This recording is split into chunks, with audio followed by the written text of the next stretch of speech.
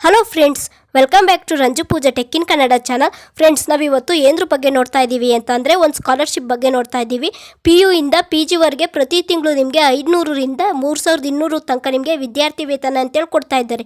ಹೌದು ಫ್ರೆಂಡ್ಸ್, ಹಾಗಾದರೆ ಈ ಸ್ಕಾಲರ್ಶಿಪ್ ಯಾವುದು, ಯಾರೆಲ್ಲ ಅರ್ಜಿಯನ್ನು ಹಾಕ್ಬೋದು, ಎಂಥ ವಿದ್ಯಾರ್ಥಿಗಳು ಈ ಸ್ಕಾಲರ್ಶಿಪ್ನ ಪಡ್ಕೋಬಹುದು ಅನ್ನೋ ಸಂಪೂರ್ಣ ಮಾಹಿತಿ ಈ ವಿಡಿಯೋದಲ್ಲಿ ಇದೆ.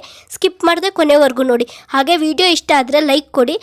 ಹಾಗೆ ನಮ್ಮ ಚಾನಲನ್ನು ಸಬ್ಸ್ಕ್ರೈಬ್ ಮಾಡ್ಕೊಂಡಿಲ್ಲ, ಮೊದಲನೇ ಬಾರಿ ನಮ್ಮ ಚಾನಲ್ನ ನೋಡ್ತಾ ಇದ್ದೀರಾ ಅಂತ ಅಂದರೆ ಈಗಲೇ ಸಬ್ಸ್ಕ್ರೈಬ್ ಮಾಡ್ಕೊಳ್ಳಿ. ನೀವು ಮಾಡೋ ಸಬ್ಸ್ಕ್ರೈಬಿಂದ ನಮಗೆ ಇನ್ನೂ ಹೆಚ್ಚಿನ ವೀಡಿಯೋಸ್ ಮಾಡೋದಕ್ಕೆ ಮೋಟಿವೇಶ್ನಲ್ ಆಗಿ ಸಿಗುತ್ತೆ. ಹಾಗೆ ಇದೇ ರೀತಿಯಾದಂಥ ಹೊಸ ಅಪ್ಡೇಟ್ಗಳು ನಿಮ್ಮ ಫೋನಿಗೆ ಮೊದಲಾಗೆ ಬರಬೇಕು ಅಂತ ಅಂತಿದ್ರೆ ಪಕ್ಕದಲ್ಲಿರುವ ಬೆಲ್ ಐಕನನ್ನು ಕ್ಲಿಕ್ ಮಾಡಿ. ಬೆಲ್ ಐಕನ್ ಕ್ಲಿಕ್ ಮಾಡೋದ್ರಿಂದ ನಾವು ಹಾಕೋ ವೀಡಿಯೋಸ್ ನಿಮಗೆ ನೋಟಿಫಿಕೇಷನ್ ಮುಖಾಂತರ ಬರುತ್ತೆ. ಈಗ ಆ ವಿಡಿಯೋ ಶುರು ಮಾಡೋಣ ಬನ್ನಿ. ಫ್ರೆಂಡ್ಸ್, ನಾವೀಗ ಸ್ಕಾಲರ್ಶಿಪ್ ಬಗ್ಗೆ ನೋಡ್ತಾ ಇದ್ದೀವಿ. ಹಾಗಾದರೆ ಈ ಸ್ಕಾಲರ್ಶಿಪ್ ಹೆಸರು ಏನು ಅಂತೇಳಿ ನೋಡೋದಾದರೆ ಸೀತಾರಾಮ್ ಜಿಂದಾಲ್ ಸ್ಕಾಲರ್ಶಿಪ್ ಅಂತೇಳಿ. ಇದನ್ನ ಕಾರ್ಪೊರೇಟಿವ್ ಸೋಷಿಯಲ್ ರೆಸ್ಪಾನ್ಸಿಬಿಲಿಟಿ ಪ್ರಕಾರ ಸೀತಾರಾಮ್ ಜಿಂದಾಲ್ ಫೌಂಡೇಶನ್ ಕಡೆಯಿಂದ PUC ಹಾಗೆ ITI ಡಿಪ್ಲೊಮಾ ಪದವಿ BE ಇದೇ ರೀತಿಯಾದಂಥ ಸ್ನಾತಕೋತ್ತರ ಪದವಿ ಪಡೆದಿರುವಂಥ ಎಲ್ಲ ವಿದ್ಯಾರ್ಥಿಗಳಿಗೂ ಪ್ರತಿ ತಿಂಗಳು 500 ರೂಪಾಯಿಂದ 3200ವರೆಗೆ ವಿದ್ಯಾರ್ಥಿ ವೇತನ ಕೊಡ್ತಾ ಇದ್ದಾರೆ. ಅದನ್ನ ನೀವು ಪಡ್ಕೋಬೇಕು ಅಂತ ಅಂದರೆ ಕೆಲವೊಂದು ರೂಲ್ಸ್ಗಳಿವೆ. ಅದು ಏನು ಅಂತೇಳಿ ನೋಡೋಣ. ಸೀತಾರಾಮ್ ಜಿಂದಾಲ್ ಫೌಂಡೇಶನ್ ಸ್ಕಾಲರ್ಶಿಪ್ನ ಹಿಂದುಳಿದ ವರ್ಗಗಳು ಯಾರು ಬರ್ತಾರೆ ನೋಡಿ, ಅಂಥ ವಿದ್ಯಾರ್ಥಿಗಳಿಗೆ ಶಿಕ್ಷಣಕ್ಕೆ ಅನುಕೂಲವಾಗಲಿ ಅಂತೇಳಿ ಈ ಒಂದು ಸ್ಕಾಲರ್ಶಿಪ್ನ ಕೊಡ್ತಾ ಇದ್ದಾರೆ.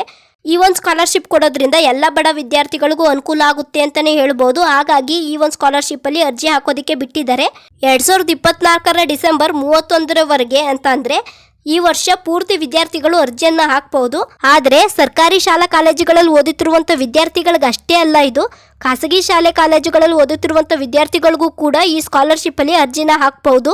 ಹಾಗೆ SR ಜಿಂದಾಲ್ ಸ್ಕಾಲರ್ಶಿಪ್ ಸ್ಕೀಮ್ದು ವಿಶೇಷತೆ ಏನು ಅಂತ ಹೇಳಿ ನೋಡೋದಾದ್ರೆ, ಯಾರು ಈ ವಿದ್ಯಾರ್ಥಿ ವೇತನಕ್ಕೆ ಸ್ಕೀಮ್ಗೆ ಅರ್ಜಿನ ಹಾಕಬೇಕು ಅಂತ ಇರ್ತಾರೆ ನೋಡಿ, ಅಂಥ PUC ವಿದ್ಯಾರ್ಥಿಗಳಾಗಿರ್ಬೋದು ಅಥವಾ ITI ವಿದ್ಯಾರ್ಥಿಗಳಾಗಿರ್ಬೋದು, ಪದವ ಮತ್ತು ಸ್ನಾತಕೋತ್ತರ ಪದವಿ ವಿದ್ಯಾರ್ಥಿಗಳಾಗಿರ್ಬೋದು, ಡಿಪ್ಲೊಮಾ ಕೋರ್ಸ್ ವಿದ್ಯಾರ್ಥಿಗಳಾಗಿರ್ಬೋದು ಅಥವಾ ಇಂಜಿನಿಯರ್ ವಿದ್ಯಾರ್ಥಿಗಳಾಗಿರ್ಬೋದು, ಇದೇ ರೀತಿಯಾದಂಥ ಯಾವುದೇ ಕೋರ್ಸ್ ಓದ್ತಿದ್ದಂಥ ವಿದ್ಯಾರ್ಥಿಗಳು ಹಾಸ್ಟೆಲ್ನಲ್ಲಿ ಉಳಿದುಕೊಂಡಿದ್ರೆ ಅಂಥವರು ಕೂಡ ಇದಕ್ಕೆ ಅರ್ಜಿಯನ್ನು ಸಲ್ಲಿಸಬಹುದು. SR ಜಿಂದಾಲ್ ಸ್ಕಾಲರ್ಶಿಪ್ ಸ್ಕೀಮ್ಗೆ ಅರ್ಜಿ ಸಲ್ಲಿಸೋದು ಹೇಗೆ, ಹಾಗೆ ಯಾವೆಲ್ಲ ಅರ್ಹತೆಗಳನ್ನ ಹೊಂದಿರಬೇಕಾಗಿರುತ್ತೆ, ಅದ್ರ ಜೊತೆ ಯಾವ ಕೋರ್ಸ್ ವಿದ್ಯಾರ್ಥಿಗಳಿಗೆ ಎಷ್ಟು ವಿದ್ಯಾರ್ಥಿ ವೇತನ ಕೊಡ್ತಾರೆ ಅನ್ನೋದ್ರ ಬಗ್ಗೆ ಇವಾಗ ನೋಡೋಣ. ಸ್ಕಿಪ್ ಮಾಡದೆ ಕೊನೆವರೆಗೂ ನೋಡಿ. ವಿಡಿಯೋ ಇಷ್ಟ ಆಗ್ತಿದ್ರೆ ಲೈಕ್ ಕೊಡಿ. ಈಗ ಮೊದಲನೇದಾಗಿ ನಾವು ಕೆಟಗರಿ A ಬಗ್ಗೆ ನೋಡೋಣ. ಕೆಟಗರಿ A ಅಂದರೆ ಯಾವ ವಿದ್ಯಾರ್ಥಿಗಳು ಬರ್ತಾರೆ ಅಂತ ನೋಡೋದಾದರೆ PUC ವಿದ್ಯಾರ್ಥಿಗಳು ಬರ್ತಾರೆ. ಅವ್ರಿಗೆ ಸ್ಕಾಲರ್ಶಿಪ್ ಎಷ್ಟು ಕೊಡ್ತಾರೆ ಅಂತೇಳಿ ನೋಡೋಣ. ಕೆಟಗರಿ A ಅಡಿಯಲ್ಲಿ ಪ್ರಥಮ ಹಾಗೂ ದ್ವಿತೀಯ PUC ವಿದ್ಯಾರ್ಥಿಗಳು ಬರ್ತಾರೆ. ಅಂಥವ್ರಿಗೆ ಸ್ಕಾಲರ್ಶಿಪ್ನ ಕೊಡ್ತಾರೆ. ಪ್ರತಿ ತಿಂಗಳು ಹುಡುಗಿಯರಿಗೆ 500 ರೂಪಾಯಿ, ಹಾಗೆ ಪ್ರತಿ ತಿಂಗಳು ಹುಡುಗರಿಗೆ 700 ರೂಪಾಯಿ ಕೊಡ್ತಾರೆ. ಈ ವರ್ಷ ಅವರು ಅರ್ಜಿ ಸಲ್ಲಿಸಬೇಕು ಅಂತ ಅಂತಿದ್ರೆ ಹಿಂದಿನ ವರ್ಷದಲ್ಲಿ ಹುಡುಗರು 70% ಅಂಕಗಳನ್ನ ಗಳಿಸಿರ್ಬೇಕಾಗಿರುತ್ತೆ, ಹಾಗೆ ಹುಡುಗಿಯರು 65% ಅಂಕಗಳನ್ನ ಗಳಿಸಿರ್ಬೇಕಾಗಿರುತ್ತೆ. ಈಗ ಕೆಟಗರಿ B ನೋಡೋಣ. ಕೆಟಗರಿ B ಯಲ್ಲಿ ITI ವಿದ್ಯಾರ್ಥಿಗಳು ಬರ್ತಾರೆ. ಅವ್ರಿಗೆ ವಿದ್ಯಾರ್ಥಿ ವೇತನ ಎಷ್ಟು ಬರುತ್ತೆ ಅಂತೇಳಿ ನೋಡೋಣ. ಸರ್ಕಾರಿ ITI ವಿದ್ಯಾರ್ಥಿಗಳಿಗೆ ಪ್ರತಿ ತಿಂಗಳು ರು 500 ರೂಪಾಯಿ ಬರುತ್ತೆ. ಹಾಗೆ ಖಾಸಗಿ ITI ವಿದ್ಯಾರ್ಥಿಗಳಿಗೆ ಪ್ರತಿ ತಿಂಗಳು 700 ರೂಪಾಯಿ ಬರುತ್ತೆ. ಹಾಗೆ ಅದ್ರ ಜೊತೆ ಆಗಲೇ ಹೇಳ್ದಾಗೆ ಅವರು ಈ ವರ್ಷ ಅರ್ಜಿ ಹಾಕಬೇಕು ಅಂತಿದ್ರೆ ಹೋದ ವರ್ಷ ಹಿಂದಿನ ವರ್ಷದಲ್ಲಿ ಹುಡುಗರು 45% ಅಂಕಗಳನ್ನ ಗಳಿಸಿರ್ಬೇಕಾಗಿರುತ್ತೆ, ಹಾಗೆ ಹುಡುಗಿರು 35% ಅಂಕಗಳನ್ನ ಅವ್ರು ಗಳಿಸಿರ್ಬೇಕಾಗಿರುತ್ತೆ. ಈಗ ಕೆಟಗರಿ C ನೋಡೋದ. ಕೆಟಗರಿ C ಯಲ್ಲಿ ಯಾವ ವಿದ್ಯಾರ್ಥಿಗಳು ಬರ್ತಾರೆ ಅಂತ ಹೇಳಿ ನೋಡೋದಾದ್ರೆ ಪದವಿ ವಿದ್ಯಾರ್ಥಿಗಳು ಬರ್ತಾರೆ. ಅವ್ರಿಗೆ ಸ್ಕಾಲರ್ಶಿಪ್ ಬರುತ್ತೆ ಅಂತೇಳಿ ನೋಡೋಣ. ಹಾಗೆ BA, BCom, BSc, BCA, BBM, BBA ಇಂಥ 5 ವರ್ಷದ ಇಂಟಿಗ್ರೇಟೆಡ್ ಕೋರ್ಸ್ ಓದುತ್ತಿರುವ ವಿದ್ಯಾರ್ಥಿಗಳಿಗೂ ಅರ್ಜಿ ಹಾಕ್ಬೋದು. ಹಾಗೆ ಅದ್ರ ಜೊತೆಯಾಗಿ ಅವ್ರಿಗಲ್ಲದೆ ಪರಿಸರ ವಿಜ್ಞಾನಿಗಳು, ಪರಿಸರ ಅಭಿಯಂತರರು, ಹಾಗೆ ಪರಿಸರ ಪತ್ರಕರ್ತರಿಗೂ ಸಹ ಈ ಸ್ಕಾಲರ್ಶಿಪ್ ಅಲ್ಲಿ ಅರ್ಜಿಯನ್ನು ಹಾಕ್ಬೋದು. ಅವರಿಗೆಲ್ಲ ಎಷ್ಟು ಅಮೌಂಟ್ ಬರುತ್ತೆ ಅಂತೇಳಿ ನೋಡೋಣ. ಹುಡುಗರಿಗೆ ಪ್ರತಿ ತಿಂಗಳು 1100 ರೂಪಾಯಿ ಬರುತ್ತೆ, ಹಾಗೆ ಹುಡುಗಿಯರಿಗೆ ಪ್ರತಿ ತಿಂಗಳು 1400 ರೂಪಾಯಿ ಬರುತ್ತೆ. ಅದೇ ರೀತಿಯಾಗಿ ನೀವು ಅರ್ಜಿ ಸಲ್ಲಿಸಬೇಕು ಅಂತಿರ್ತಾರೆ ನೋಡಿ, ಆ ವರ್ಷದ ಹಿಂದಿನ ವರ್ಷ ನೀವು 55% ಅಂಕಗಳನ್ನ ಗಳಿಸಿರ್ಬೇಕಾಗಿರುತ್ತೆ ಹುಡುಗರು. ಹುಡುಗಿಯರಾದರೆ 50% ಅಂಕಗಳನ್ನ ನೀವು ಗಳಿಸಿರ್ಬೇಕಾಗಿರುತ್ತೆ. ಹಾಗೆ ಅದ್ರ ಜೊತೆ ಹ್ಯಾಂಡಿಕ್ಯಾಪ್ಟ್ ಅಂಗವಿಕಲ ವಿದ್ಯಾರ್ಥಿಗಳು ಇದ್ರು ಅಂತ ಅಂದರೆ ಅವ್ರಿಗೆ ತಿಂಗಳ 1400 ರೂಪಾಯಿ ಬರುತ್ತೆ. ಇದಿಷ್ಟು ಪದವಿ ಓದ್ತಿರುವಂಥ ವಿದ್ಯಾರ್ಥಿಗಳಿಗಾಯ್ತು. ಈಗ ಸ್ನಾತಕೋತ್ತರ ಕೋರ್ಸ್ ಓದ್ತಿರುವಂಥ ವಿದ್ಯಾರ್ಥಿಗಳಿಗೆ ನೋಡೋಣ. ಹಂಗಂದ್ರೆ ಯಾರ್ಯಾರು ಬರ್ತಾರೆ ಅಂತ ಹೇಳಿ ನೋಡೋದಾದ್ರೆ MA, MCom, MBA, master of business economics, ಹಾಗೆ ಇಂಟರ್ನ್ಯಾಷನಲ್ ಬಿಸ್ನೆಸ್ ಆಗಿರ್ಬೋದು, ಹಾಗೆ ಇದೇ ರೀತಿಯಾದಂಥ 5 ವರ್ಷದ PG ಕೋರ್ಸ್ಗಳಿರುತ್ತೆ ನೋಡಿ. ಇಂಜಿನಿಯರಿಂಗ್ ಆಗಿರ್ಬೋದು ಅಥವಾ ಜರ್ನಲಿಸ್ಟ್ಗಳಾಗಿರ್ಬೋದು, ಹಾಸ್ಪಿಟಲ್ ಕ್ಷೇತ್ರದಲ್ಲಿ ಸಾಮಾಜಿಕ ಕಾರ್ಯಕರ್ತರಾಗಿರ್ಬೋದು, ಅವರೆಲ್ಲ ಕೂಡ ಅರ್ಜಿಯನ್ನು ಸಲ್ಲಿಸಬಹುದು. ಹುಡುಗರಿಗಾದ್ರೆ 1500 ರೂಪಾಯಿ, ಹುಡುಗಿರಿಗಾದ್ರೆ 1800 ರೂಪಾಯಿ ಇರುತ್ತೆ. ಸೇಮ್ ಅದೇ ರೀತಿಯಾಗಿ ನೀವು ಈ ವರ್ಷ ಅರ್ಜಿ ಹಾಕಬೇಕು ಅಂತ ಅಂದ್ರೆ ಹಿಂದಿನ ವರ್ಷದಲ್ಲಿ ಹುಡುಗರು 60% ಅಂಕಗಳನ್ನ ಗಳಿಸಿರ್ಬೇಕಾಗಿರುತ್ತೆ. ಹಾಗೆ ಹುಡುಗಿಯರು 55% ಅಂಕಗಳನ್ನ ನೀವು ಗಳಿಸಿರ್ಬೇಕಾಗಿರುತ್ತೆ. ಅಂಗವಿಕಲನಾಗಿದ್ರೆ ವಿದ್ಯಾರ್ಥಿ ವೇತನನ 1800 ರೂಪಾಯಿ ಕೊಡ್ತಾರೆ. ಈಗ ಕೆಟಗರಿ ಡಿ ನೋಡೋಣ. ಕೆಟಗರಿ ಡಿ ಒಳಗೆ ಡಿಪ್ಲೊಮಾ ಕೋರ್ಸ್ ಓದ್ತಿರುವಂಥ ವಿದ್ಯಾರ್ಥಿಗಳು ಬರ್ತಾರೆ. ಅವರು ಡಿಪ್ಲೊಮಾ ಶಿಕ್ಷಣ ಯಾವುದೇ ವಿಷಯ ಓದ್ತಿರ್ಲಿ, ಅವರು ಡಿಪ್ಲೊಮಾ ಮೆಡಿಕಲ್ ಕ್ಷೇತ್ರದಲ್ಲಿ ಇದ್ರೂ ಪರವಾಗಿಲ್ಲ, ಅವರೇ ಅರ್ಜಿನ ಸಲ್ಲಿಸಬಹುದು. ಹುಡುಗರಿಗೆ ಪ್ರತಿ ಮಾಸಿಕ 1200 ರೂಪಾಯಿ, ಹಾಗೆ ಹುಡುಗಿರಿಗೆ 1000 ರೂಪಾಯಿ ಕೊಡ್ತಾರೆ. ಇದು ಹಾಗೆ ಸೇಮ್. ಈಗ ಅರ್ಜಿ ಹಾಕಬೇಕು ನೀವು ಅಂತ ಅಂತಿದ್ರೆ ಹಿಂದಿನ ವರ್ಷ 55% ಅಂಕಗಳನ್ನ ಗಳಿಸಿರ್ಬೇಕಾಗಿರುತ್ತೆ ಹುಡುಗರು. ಹುಡುಗಿಯರಾದ್ರೆ 50% ಅಂಕಗಳನ್ನ ಗಳಿಸಿರ್ಬೇಕಾಗಿರುತ್ತೆ. ಈಗ ಕೆಟಗರಿ ಇ ನೋಡೋದ. ಕೆಟಗರಿ ಇ ಅಲ್ಲಿ ಇಂಜಿನಿಯರಿಂಗ್ ಮತ್ತು ಮೆಡಿಸಿನ್ ಕೋರ್ಸ್ ವಿದ್ಯಾರ್ಥಿಗಳು ಬರ್ತಾರೆ. ಈಗ ಇಂಜಿನಿಯರಿಂಗ್ ಓದ್ತಿರುವಂಥ ವಿದ್ಯಾರ್ಥಿಗಳಿಗೆ ಎಷ್ಟು ಬರುತ್ತೆ ಅಂತ ಹೇಳಿ ನೋಡೋಣ. ಅವ್ರು ಯಾವುದೇ ಓದ್ತಿರ್ಲಿ ಇಂಜಿನಿಯರಿಂಗ್ ಅಲ್ಲಿ ಹುಡುಗರಿಗೆ 2000 ರೂಪಾಯಿ ಬರುತ್ತೆ, ಹಾಗೆ ಹುಡುಗಿರಿಗೆ 2300 ರೂಪಾಯಿ ಬರುತ್ತೆ.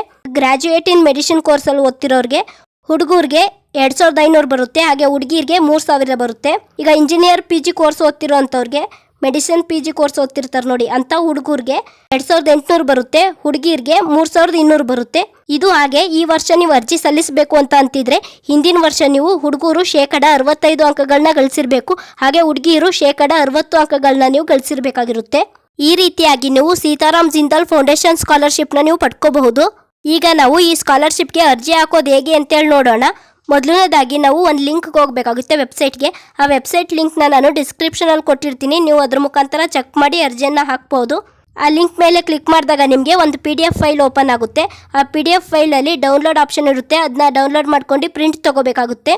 ಆ ಪ್ರಿಂಟಲ್ಲಿ ನಿಮ್ಮದು ಬೇಕಾದಂಥ ದಾಖಲೆಗಳೆಲ್ಲ ಕೇಳಿರ್ತಾರೆ, ಅದನ್ನೆಲ್ಲನೂ ನೀವು ಅಲ್ಲಿ ಹಾಕಬೇಕಾಗುತ್ತೆ. ಅಲ್ಲಿ ಕೇಳಿರುವಂಥ ಎಲ್ಲ ಡೀಟೇಲ್ಸ್ನು ನೀವು ಫಿಲ್ ಮಾಡಿದ ನಂತರ ನೀವು ಇದನ್ನ ಎಲ್ಲಿಗೆ ತೊಗೊಂಡು ಹೋಗಿ ಕೊಡಬೇಕು ಅಂತ ಅಂದರೆ ಸೀತಾರಾಮ್ ಜಿಂದಾಲ್ ಫೌಂಡೇಶನ್, ಜಿಂದಾಲ್ ನಗರದಲ್ಲಿದೆ, ಇದು ತುಮಕೂರು ರೋಡು ಬೆಂಗಳೂರಲ್ಲಿದೆ.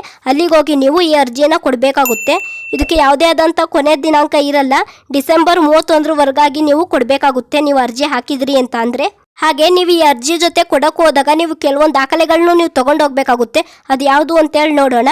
ನೀವು ಹಿಂದಿನ ವರ್ಷದ ಅಂಕಪಟ್ಟಿ ತಗೊಂಡೋಗ್ಬೇಕಾಗುತ್ತೆ, ಹಾಗೆ SSLC ಮಾರ್ಕ್ಸ್ ಕಾರ್ಡು, ಆದಾಯ ಪ್ರಮಾಣ ಪತ್ರ, ಮತ್ತೆ ಹಿಂದಿನ ವರ್ಷದ್ದು ಅಡ್ಮಿಷನ್ ಶುಲ್ಕನೂ ಕೂಡ ನೀವು ಕೊಡಬೇಕಾಗುತ್ತೆ. ನೀವೇನಾದರೂ ಹಾಸ್ಟೆಲ್ನಲ್ಲಿ ಇದ್ರಿ ಅಂತ ಅಂದರೆ ಹಾಸ್ಟೆಲ್ ವಾರ್ಡನ್ನಿಂದ ಒಂದು ಪ್ರಮಾಣ ಪತ್ರನ ನೀವು ತೊಗೊಂಡು ಹೋಗಬೇಕಾಗುತ್ತೆ. ನಿಮ್ಮ ಮೆರಿಟ್ ಎಷ್ಟಿದೆ ಅನ್ನೋದು ಪ್ರಮಾಣ ಪತ್ರನ ತೊಗೊಂಡು ಹೋಗಬೇಕಾಗಿರುತ್ತೆ ನೀವು. ಹಾಗೆ ನೀವೇನಾದರೂ ಈ ಸ್ಕಾಲರ್ಶಿಪ್ಗೆ ಅರ್ಜಿನ ಹಾಕಬೇಕು ಅಂತ ಅಂತಿದ್ರೆ ಕೆಲವೊಂದು ರೂಲ್ಸ್ಗಳಿದೆ, ಅದು ಏನು ಅಂತೇಳಿ ನೋಡೋಣ. ಈಗ ನೀವು ವಿದ್ಯಾರ್ಥಿ ಯಾರು ಅರ್ಜಿ ಹಾಕಬೇಕು ಅಂತ ಅಂತಿರ್ತಿರಲ್ಲ, ಅಂಥವ್ರ ಪೋಷಕರು, ಪೇರೆಂಟ್ಸ್ ಯಾರು ಒಂದು ಕಂಪ್ನಿಲಿ, ಒಂದು ಸಂಸ್ಥೆಲಾಗಿರ್ಬೋದು ಅಲ್ಲಿ ಇದ್ರು ಅಂತ ಅಂದರೆ ಅವ್ರದ್ದು ಉದ್ಯೋಗ ವೇತನ ಎಷ್ಟಿರುತ್ತೆ ಅದನ್ನ ಒಂದು ಪ್ರಮಾಣ ಪತ್ರನ ಅವ್ರಿಗೆ ಕೊಡಬೇಕಾಗುತ್ತೆ. ಆ ಪೋಷಕರದು ಆದಾಯ 4 ಲಕ್ಷ ಮೀರಿರಬಾರ್ದು. ಹಾಗೆ ವಿದ್ಯಾರ್ಥಿಯ ಪೋಷಕರು ಯಾವುದೇ ಕೆಲಸದಲ್ಲಿ ಇಲ್ಲ ಅಂತ ಅಂದರೆ ಅವ್ರ ವಾರ್ಷಿಕ ಆದಾಯ 2.5 ಲಕ್ಷ ಮೀರಿರಬಾರ್ದು. ಈ ಸ್ಕಾಲರ್ಶಿಪ್ಗೆ ಯಾವುದೇ ರಾಜ್ಯದ ವಿದ್ಯಾರ್ಥಿಗಳು ಕೂಡ ಅರ್ಜಿಯನ್ನ ಹಾಕಬಹುದು. ಹಾಗೆ ಅದ್ರ ಜೊತೆ ಇನ್ನೊಂದು ವಿಶೇಷ ಸೂಚನೆ ಏನು ಅಂತ ಹೇಳಿ ನೋಡೋದಾದ್ರೆ, ಈ ಸ್ಕಾಲರ್ಶಿಪ್ಗೆ ಅಂಗವಿಕಲ ಅಭ್ಯರ್ಥಿಗಳು ಏನಾದರೂ ಅರ್ಜಿನ ಹಾಕಬೇಕು ಅಂತ ಅಂತಿದ್ರೆ ಅವರು ಜಸ್ಟ್ ಪಾಸ್ ಅಂಕ ಗಳಿಸಿದ್ರೆ ಸಾಕು, ಅವರು ಈ ಸ್ಕಾಲರ್ಶಿಪ್ಗೆ ಅರ್ಜಿಯನ್ನ ಹಾಕಬಹುದು. ಒಮ್ಮೆ ಅರ್ಜಿ ಸಲ್ಲಿಸಿದ ವಿದ್ಯಾರ್ಥಿಗಳದ್ದು 5% ಕಡಿಮೆ ಅಂಕಗಳಿದ್ರೂ ಕೂಡ ವಿನಾಯಿತಿನ ಕೊಡ್ತಾರೆ ಅವ್ರಿಗೆ. ಅದಕ್ಕೆ ವಯಸ್ಸಿನ ಅರ್ಹತೆ ಗರಿಷ್ಠ 30 ವರ್ಷ ಮೀರಿರಬಾರ್ದು. 30 ವರ್ಷ ಆಗಿತ್ತು ಅಂತಂದರೆ ಅವರು ಅರ್ಜಿ ಹಾಕೋದಿಕ್ಕೆ ಆಗೋದಿಲ್ಲ. ಹಾಗೆ ಇನ್ನೊಂದು ರೂಲ್ಸ್ ಏನು ಅಂತ ಅಂದರೆ 1 ವರ್ಷಕ್ಕಿಂತ ಕಡಿಮೆ ಅವಧಿರುವಂಥ ಯಾವ ಕೋರ್ಸ್ ಇರ್ತಾರೆ ನೋಡಿ, ಅಂಥ ವಿದ್ಯಾರ್ಥಿಗಳು ಕೂಡ ಅರ್ಜಿಯನ್ನು ಹಾಕೋಗಿಲ್ಲ. 1 ವರ್ಷಕ್ಕಿಂತ ಮೇಲಿನ ಪಟ್ಟಿರೋಂಥ ಕೋರ್ಸ್ಗಳಿಗೆ ನೀವು ಹೋಗ್ತಿದ್ರಿ ಅಂತ ಅಂದರೆ ಅಷ್ಟೇ ಅರ್ಜಿಯನ್ನು ಹಾಕ್ಬೋದು ಈ ಸ್ಕಾಲರ್ಶಿಪ್ಗೆ. ಈ ಒಂದು ಮಾಹಿತಿ ನಿಮಗೆ ಇಷ್ಟ ಆಗಿದ್ರೆ ನಮ್ಮ ವಿಡಿಯೋಗೊಂದು ಲೈಕ್ ಕೊಡಿ, ಶೇರ್ ಮಾಡಿ, ಹಾಗೆ ನಮ್ಮ ಚಾನಲನ್ನು ಸಬ್ಸ್ಕ್ರೈಬ್ ಮಾಡಿ, ಹಾಗೆ ಪಕ್ಕದಲ್ಲಿರುವ ಬೆಲ್ ಐಕನನ್ನು ಕ್ಲಿಕ್ ಮಾಡಿ. ಬೆಲ್ ಐಕನ್ ಕ್ಲಿಕ್ ಮಾಡೋದ್ರಿಂದ ನಾವು ಹಾಕೋ ವಿಡಿಯೋಸ್ ನಿಮಗೆ ನೋಟಿಫಿಕೇಶನ್ ಮುಖಾಂತರ ಬರುತ್ತೆ. Thank you.